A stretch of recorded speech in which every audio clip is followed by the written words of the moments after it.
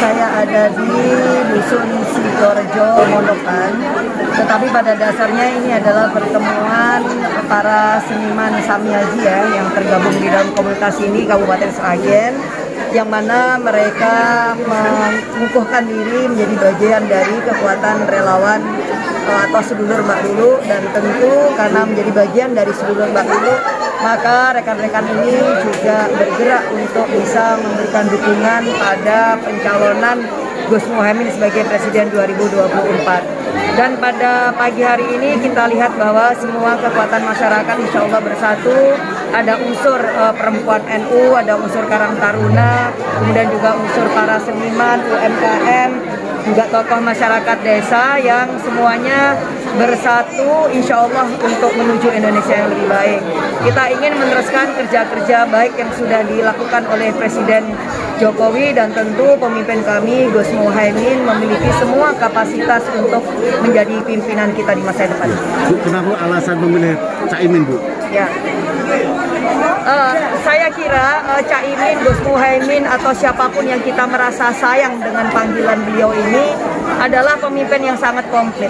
Sekurang-kurangnya ada beberapa alasan. Yang pertama, beliau memiliki track record yang sangat panjang, memiliki pengalaman dan juga kepemimpinan dari sejak usia muda, kemudian di pesantren, tumbuh di lingkungan yang sangat religius, keluarga santri, bahkan cicit dari pendiri Nahdlatul Ulama, kemudian juga pemimpin organisasi mahasiswa, dan kemudian sejak usia 32 tahun, beliau sudah menjadi bagian dari elit bangsa ini, menjadi wakil ketua DPR 2 kali, kemudian wakil ketua MPR, dan bahkan menteri di kabinet, dan punya kepemimpinan yang panjang di partai politik dari sejak usia yang sangat muda.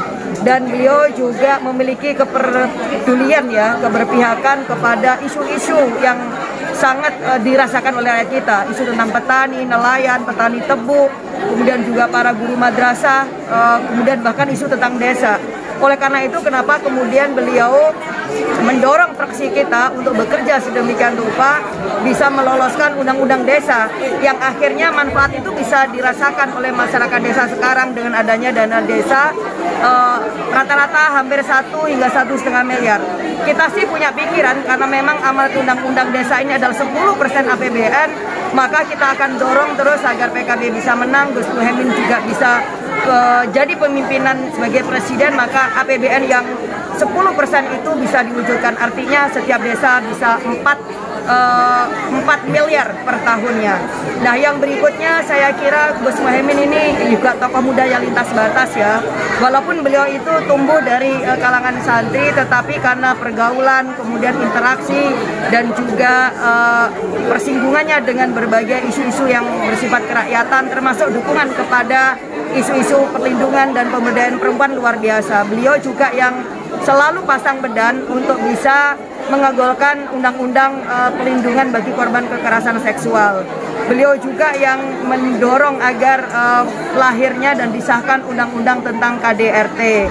Beliau juga bersama fraksi PKB yang membuat undang-undang yang menjadikan undang-undang tentang pondok pesantren dan madrasah itu disahkan. Jadi saya kira dari banyak hal yang terkait dengan rekam jejak beliau, khususnya yang terkait dengan politik kesejahteraan dan politik yang maslahah, yang rahmatan lil alamin untuk semua kelompok-kelompok, termasuk kelompok rentan, perempuan, disabilitas, kelompok minoritas, ya, kelompok adat, petani, semuanya, maka menurut saya beliau adalah yang terbaik. Jadi beliau calon dan figur yang bukan kaleng-kaleng, yang bukan yang sekedarnya, bukan yang biasa-biasa aja. Beliau memenuhi semua syarat insya Allah yang terbaik untuk meneruskan legasi yang sudah dirintis oleh Pak Jokowi. Amin. Ya, Bu, ya.